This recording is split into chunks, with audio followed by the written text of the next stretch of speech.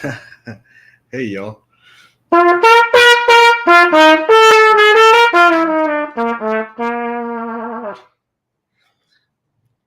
Yeah, Jesse in the house, making us feel like we're in New Orleans, listening to the blues. I guess it's kind of fitting with crypto at the moment, up and down. What have you been seeing, Jesse, in the crypto markets this past week or so? And what do you think the overall setting is with crypto and finance at the moment? Yeah, it's just all up and down and up and down. One thing that caught my attention is I see a lot of institutions say that, um, oh, Bitcoin's going to go to 100K or Bitcoin's going to go to 150K, and it's funny because it could very easily could, but it's the same institutions that were flooding while they were buying, while Bitcoin was headed down to the 40s and 30s and whatnot, and they were accumulating. So now that they have a whole bunch of them, these same institutions come out, and now they want retail guys to pump it up to 100K, 150K, right? So that's just something I've noticed. There is a whole bunch more adoption, so there is constantly more retail and institutions that are dabbling in crypto. I guess is it Sony is creating a large exchange now. That's interesting. They make what are they known for? They're known for the Electrical Walkman. goods. Yeah, the Walkman back in the day. The cassette player. Yeah. And electronic goods, TVs and such, and now they want to create like a crypto exchange. Yeah. Interesting, right? So there is more and more adoption. I maybe the bull market is just getting started, and it's just a waiting game for everybody at the moment. That's a lot of the sentiment, including Impulse Chain. A lot of people just waiting for something to happen. And it's a little bit boring from time to time because there's not a whole lot of activity or price action at the moment. Talking about adoption, though, you're right. I can see that there is more people are starting to use crypto, from the institutions down to the retail. I myself have bought a few things in the last year using crypto, and even yesterday I wanted to buy something online. It's an online course. I want to learn something new, and the guy takes USDC, and he's like, the day I can uncouple myself from PayPal and from Stripe will be a happy day. So yeah, there's definitely more adoption than there was, in 2020 and 2017 and what's not. But it's funny, isn't it, that the institutions are now trying to pump it back to, over 100K and what's not, so they can take retail's money. So be careful, people. Be careful out there. Right. It is interesting to me also.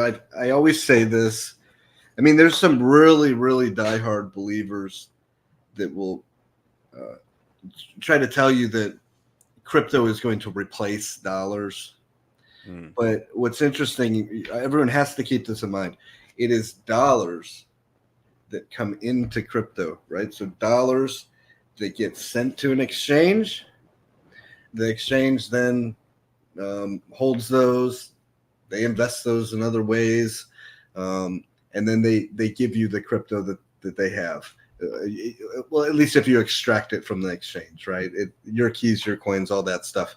But the idea is you go speculate with that crypto, and then you go back the other direction, and you have more than you started with, and then you sell it back to an exchange for more dollars than you first came in with.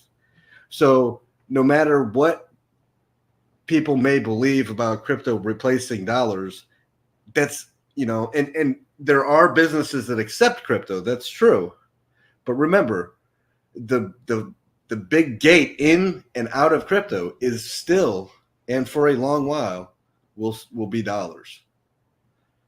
Yeah, I think when people say that, it's too binary, and people want to make things easy, right? Like on, off, black, white.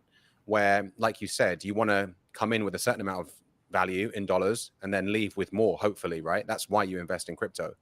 So thinking that it's going to be one day it's going to switch over and everything's going to be in crypto. Who knows? Maybe, but most likely not in our lifetime. I think it's going to exist side by side, and then you've got the option. I mean, a lot of the time, crypto is too complicated for most people, right? For my parents, setting up a Trezor or a Ledger and all this stuff can be complicated. So it's going to take time for sure. And also, I think they're going to exist side by side, which they are right now. And hopefully more adoption is going to come for crypto. But thinking that it's going to be like, yeah, one day soon, crypto is going to be the only thing we're going to be using, I think is a little bit short-sighted. Imagine a kid mowing the lawn somewhere, and he mows the lawn and he gets paid in USDC. Great. Where did that USDC come from? Well, it's going to be traced back to an exchange that somebody sent. No matter how many steps before that somebody paid for a good or service, it will still be traced all the way back to an exchange where somebody had to send fiat dollars to that exchange so that that exchange was, or so Circle was willing to mint that USDC. Yeah. So it still very much is a fiat game. And I think when people say that, like crypto's the future and everything's going to be crypto soon, is what they don't realize is because they're so crypto focused, they think everyone thinks the same as them, right? But you go to most people and say, hey, there's this thing about blockchain and we can send things peer to peer. People are like, I don't care. I'm used to using my debit card or my credit card and stuff. So yes, if you're in crypto, you understand it, but not everyone has the same mindset, especially different generations and what's not. So yeah, it will take time for sure. And the good thing is we're seeing more adoption with institutions down to retail. But yeah, just be careful of institutions trying to take your money by putting out news that the crypto, Bitcoin's going to hit 150K, but now they're holding a lot of it. So I think that's an interesting point to start there. Someone has posted, Satan's Angel, nice name there, has posted about Pixel Park. And is it still a thing? Yeah, absolutely. So Pixel Park is absolutely still a thing. It is a gigantic build, right? So if you imagine like how big OpenSea is, it's just as like the features and functions. Pixel Park actually has a lot more. So there is a ton of testing that goes into it and a ton of back and forth. We've been back and forth with an audit company, decided to make some changes on some things, went back to some development work, and we're making changes so we can, once those are done, we can go back to the audit company again. So be patient. There's been a lot of time put into it, and it's not time that we're just going to throw away. But we can't just launch this thing next week, not complete. I mean, as people know, that when we launch dApps, we follow through and we do what we say, and they run flawlessly, like we're going to talk about now, like the core, like Flex, like Earn, like Portal X Swap, and coming down the pipe, we've got Amplifier, Pixel Park, and some other stuff that we can't talk about just yet, but do be safe with the knowledge that all these things are being developed very, very well. Earlier, Jesse, we talked about stable coins, USDC, and what's not. But we like DeFi stablecoins here, decentralized stablecoins. And one stablecoin that's doing what I like to look at and holds peg very nicely is HEXDC, right? Yeah, HEXDC. It's probably over $1, or yeah, look at that, $1, 1.0014. So it holds peg very well. People have a grasp on what it takes to buy this thing back up to $1. The redemption mechanisms are still there. I still hear people or read about people who think that redemptions are like always a bad thing, and that's just simply not the case. A redemption is not the same thing as a liquidation. People need to go research that, or just go to our Telegram and ask. There's major differences. Redemptions are not bad. They're not always bad. They're only bad in like one situation, and that's if at the time you're redeemed against, like Pulse Chain is like pumping to the moon, like 2xing like in a matter of minutes or something, right? Under normal circumstances, you're redeemed against, no big deal. You take the stable coins that you minted, you go buy back your position if you want, maybe even get a better position. It's not a big deal. But people have a good grasp on how the system works with Flex protocol and with Earn protocol. And these stable coins are holding peg very, very well. For sure. And also talking about redemptions, obviously the redemption function is always possible. That's what keeps HEXDC close or even over $1. But people can do another variation of that, which is going to a DEX aggregator like Proteus and swapping there and maybe getting even more hex, right, for their HEXDC. Yeah. So if anybody notices HEXDC, let's say it's like 98 cents or something, right? Which is possible. You've got a couple options to bring it back to peg. You can buy it and then redeem it for $1 worth of hex, or you can buy it and just swap it. Like use a more expensive stablecoin, such as USDC or maybe at that time USDL or something, and you just swap that stablecoin into HEXDC. Let's say you had 100, and now you have like 103. So you just increased your stablecoin position without even bringing fresh capital. All you did is swap from one stablecoin to another, and now you have more than you started with, and you brought the one to peg, right? Yep. And then you wait for it to go the other direction.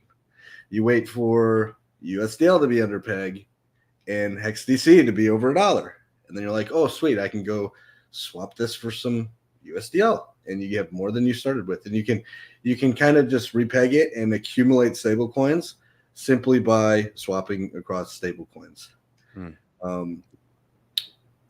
And always knowing that no matter what, any one of those that you pick up is always redeemable for $1 worth of its underlying collateral when you're ready to stop, swapping back and forth. And maybe one of them doesn't fully get back to $1 as quick as you would like, and you're like, what do I do now?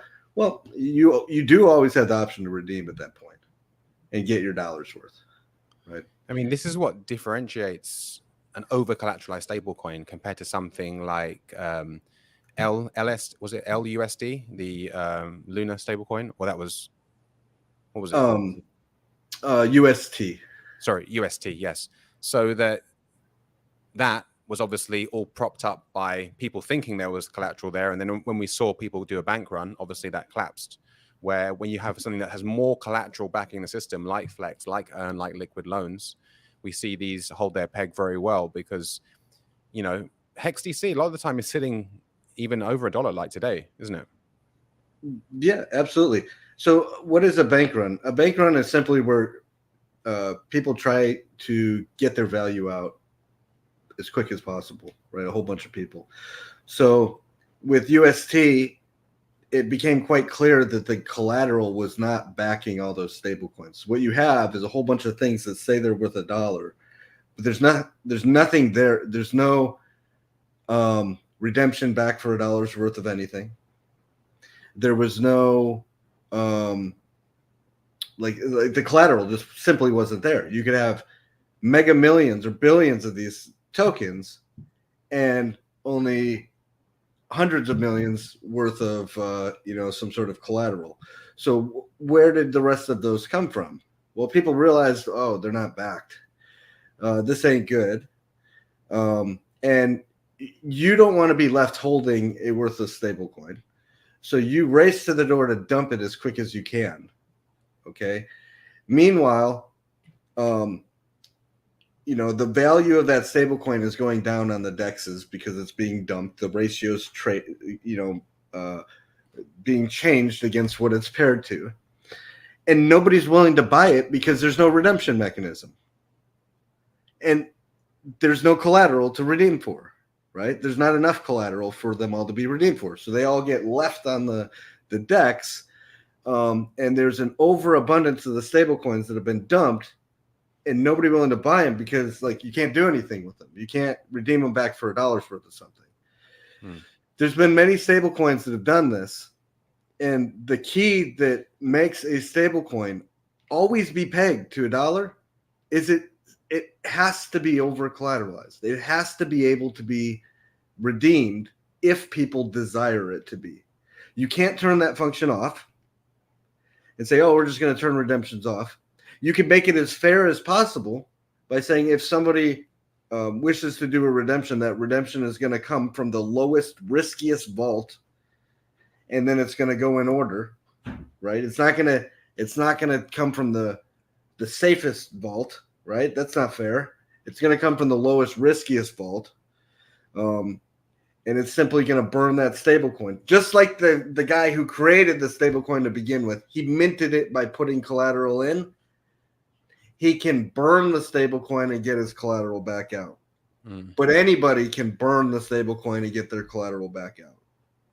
Okay, so you, Matt, you can mint some stablecoin. You can put in, 500. Let's say you put in $1,000 worth of collateral. You mint 500 stablecoins. You know that you can bring back those 500 stablecoins, burn them, and get your collateral back. Okay, but if you do something else with those stablecoins, and some of them end up in my hands, I need to have that same ability, so I can burn them as well. And if you're the lowest collateralized vault, it's going to get your collateral and give it to me. Okay, your debt is going to be wiped, right? So you're not really at a loss. You, because you had a debt and now you don't, right? So it's literally it's a wash. It's you're not out anything. And I then got my dollar's worth out of those stable coins because I did the redemption, right? So that's how you make it as fair as possible, and you make it so these things always peg to $1. There has to be redemptions. There just has to. Anybody who says otherwise is out of their mind. And obviously, what's also good is you said, you don't even need to have an open vault or any interaction with the Flex protocol. You could just hold some Hex TC in your wallet, and you can come in and you can redeem anytime. So most people know how, probably if they follow us, they know how this works. But if you don't want to open a vault and you are scared of redemptions, like Jesse's touched on before, you can become a stability provider. You can become a staker and still profit and earn true DeFi yield from the system. Yep, absolutely. So the stability pool here, 16%. Put in $100. At the end of the year, you'll have $117 worth of value because you were given other things. You were given Flex tokens. But maybe it's even more than that, because maybe you took those Flex tokens and you staked them for some fees. So it's not really 16%. Maybe it's more like you put that value to work for you, and it's like 20, 30% because you stake those elsewhere along the way, right? Choice is yours. You can sell them. You can go stake them. You can start compounding. Here, when Amplifier launches, you're going to hear the word compounding a whole bunch. We have a whole bunch of compounding features inside of Amplifier, which is the front end. It looks a bit different than this. Has some automation tools inside of it. It gives you the ability to compound all your rewards to where you want to compound them to. So just keep that in mind. It says 16, 17% right there. But if you put that value to work for you, you claim it along the way. Like you're in the stability pool, you're earning Flex tokens. If you did nothing, if you just sat there for a year, maybe you'd have 17%, right? But if you're claiming them along the way and you stake them, or you go put them in a liquidity pool, or you go do something else with them, you're also earning a yield over there. So it's not really 17%. Could be 20, 25, 30% from participating in the stability pool and then putting that value to work for you along the way. Talking about another yield generating option or another staking option, we still have the LP staking, right? We have LP staking for 369 days. Yep. So take your Hex and your Hex DC, go liquidity provide, bring those LP tokens back, stake them. You'll get 17%. Take your Flex Hex LP tokens, stake them here. You'll get 53%. And PulseX Earn LP staking, if you scroll down a bit, we extended the Earn protocol staking. That's at 27%. Right, there's 307 days left, and that's a long time till that ends. There's other things that you can do between now and then, such as go participate in PHUX protocol, go do some voting over there, go participate in the Bridge and Oracle stable pool. There's tons of ways, not just what we have displayed here, but there's tons of ways to go earn yield with your tokens. Yeah, multiple ways. So just to touch on, obviously with the Flex protocol, we have the main function, which is opening a vault. But if you don't want to do that, you can become a stability provider, you can stake, or you can become an LP provider and then come and stake here. And like you said, we still have that PulseX and earn LP staking as well. So for anyone who missed that in the earn protocol. Talking about other protocols, we have the earn protocol, which is the same, but for PulseX, right? Yep, same thing. Uses PulseX as the collateral. We've got a little bit more adoption on this one. Total value locked is 14.7 million. It's kind of been hovering around that for at least a month or two, while Pulse Chain is kind of in a lull at the moment. I suspect when or if Pulse does a big run, that total value locked, of course, will go up. If PulseX goes up in value, that TVL goes up in value. That's how it works, because it's PulseX that's inside of there, which will then, in turn, cause people to see, oh, my collateral health is super safe right now. They'll, in turn, start minting more stable coins, right? So the quantity of stable coins in these systems is directly tied to the value of its collateral. If PulseX 2x's, well, people can mint 2 times, they can mint twice as much stable coins as they have already. Okay. And then they could be at the same collateral health they're at now, because they have all that extra value. They were at, say, 200% collateral health. PulseX 2x is in value. Now they're like, oh, now I'm at 400% collateral health, but I wanted to be at 200. So they mint twice as much stable coins as they had. Now they're back to 200 again, right? So this thing kind of floats along with the price of Pulse and PulseX. PulseX goes up, more stable coins come out. PulseX go down, stable coins get burned. You know, naturally, the people are doing it. None of that's automatic. It's not even all algorithmic. It's the people doing it. I mean, obviously, none of this is financial advice, but when we look at the TVL, like 14 million here, and in Flex, you know, around 3 million at the moment, this is PulseX and Hex that, you know, there's a big chance that could have been sold, right? And that could have dumped the price, where people can come in here and they can hold on to their assets and still get liquidity, which is kind of unheard of at the beginning of crypto, you know, 5 years ago even, or 10 years ago.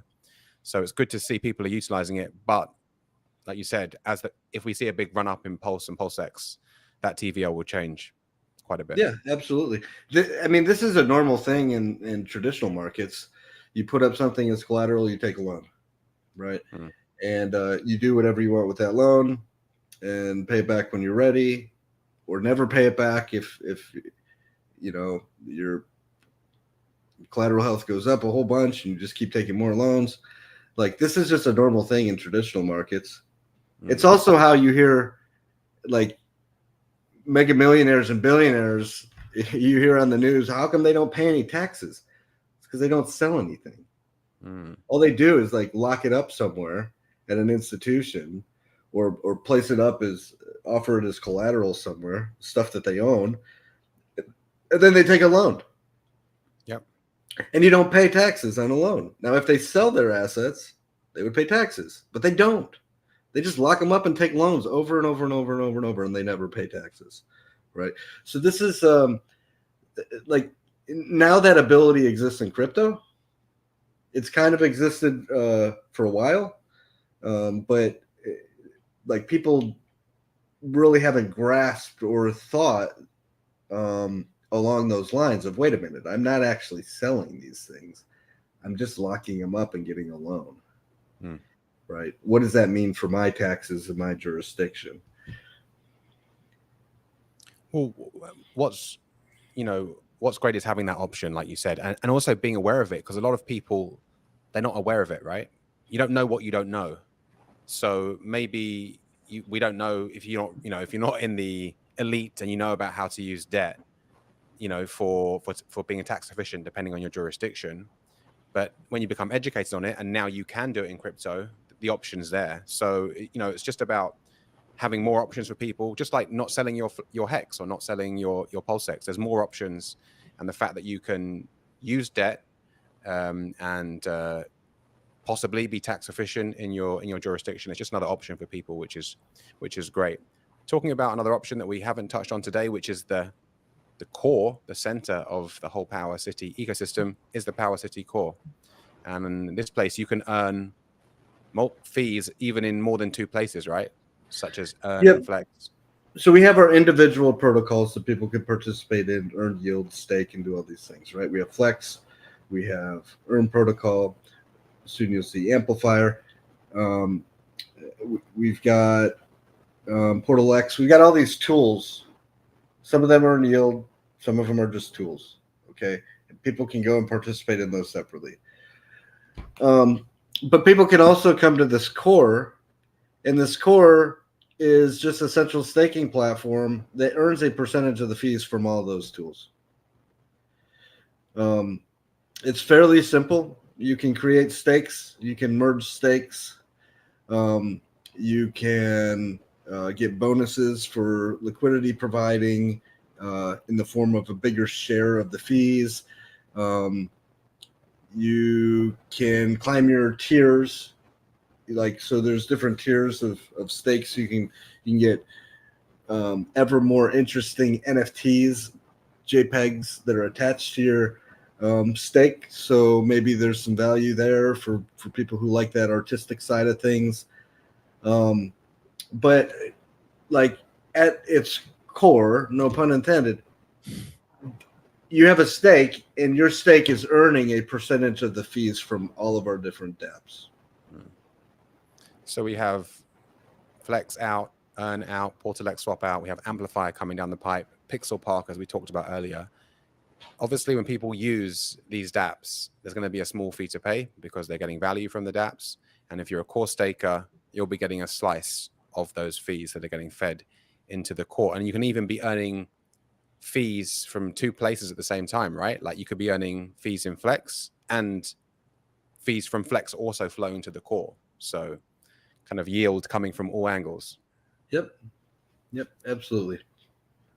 Good. Well, listen, it's been good just to talk about stable coins. I know that's part of your passion in life, Jesse. Stable coins, how they work. We've seen some pullbacks in the markets recently. One thing that we haven't seen any pullbacks in is the size of your guns. So do you want to share your arm workout with us? What's going on? What's the arm routine? I have some pull-up bars hanging from the ceiling in my bedroom. And every time I go in my bedroom or I leave my bedroom, I do some pull-ups. Minimum 6, but so it's like, oh, I have to go in my bedroom. 6 pull-ups minimum. Leave 6 pull-ups minimum.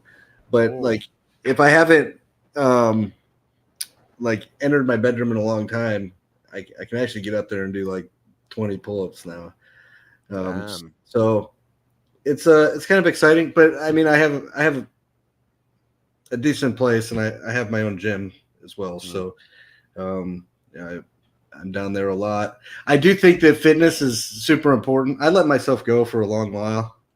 Like when I got into crypto a few years ago, I became a fat tard just sitting. I don't recognize you, man. I don't recognize. This is not the Jesse I met. I just sat in front of my computer, posting memes all the time and getting fat, right? And I just realized, what's the point? What's the point of trying to make money if you're just gonna be fat and ugly and out of breath every time you try and walk around, right? So I said, this is ridiculous. And, I used to be in the Army.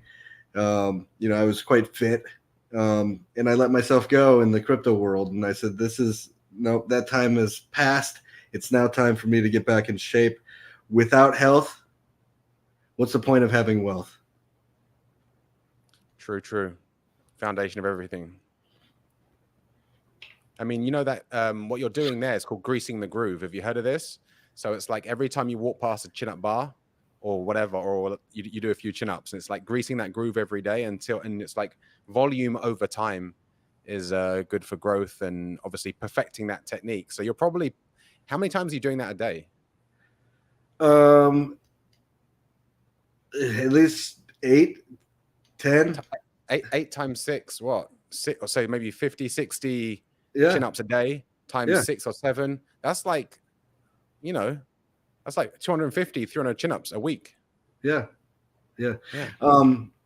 I benched the other day. My son's in his 20s, and he's always got buddies who come over, and like they use the gym as well. Okay. Like I have a pretty nice gym set up. I've got dumbbells and all sorts of stuff. And these kids thought that I had to prove some old man strength. Sure. So, like, here's me. I'm in my 40s, and I said, no, I can bench 315, no problem. And they're like, oh, no, you can't. You're too old. I said, no. So I went down, didn't even do a warm up, cranked out some reps with 315 pounds, and like they were like hooting and hollering and screaming. They couldn't believe it. They said like only 1 in like 10,000 weightlifters can actually do that, which is absurd to me. But dude, 300 pounds for reps is serious weight. So you're doing something right. You got to put those young bucks in their place, right? Yeah. Well, keep it up, man. Keep it up. Just make sure that you're going to have to buy a whole new wardrobe soon. So just keep that in mind. Yeah, I already like that's already a thing. Okay. I got rid of so many clothes, man. So many clothes. It's a good problem to have, right? When you get in shape and you gotta change the wardrobe up. Yeah. So these are good problems to have. Cool, man. Well, thanks for the insight on stables and the motivation for working out. Yeah. Cool. Cheers, man. We'll see you next week. Thanks. See you. And guys, if you want to find out more about our dApps and what we have live right now, which is obviously the PowerCity Core, the Flex Protocol, the Earn Protocol, and PortalX Swap, you can find that below in the description box. Thanks for watching, and I will see you on the next one.